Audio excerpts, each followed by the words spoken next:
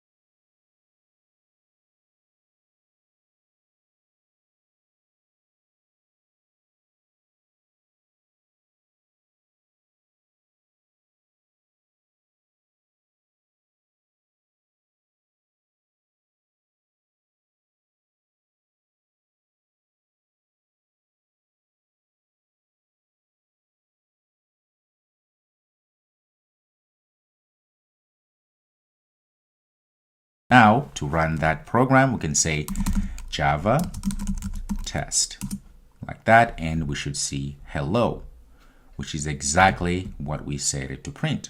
Okay, so now we know that Java is indeed installed on our machine, Ubuntu Linux here. All right. Now, if you had any issues, so when you say Java C tested Java and it didn't compile or something, just make sure that you typed in exactly as it is right here. Okay, class test, and make sure exactly.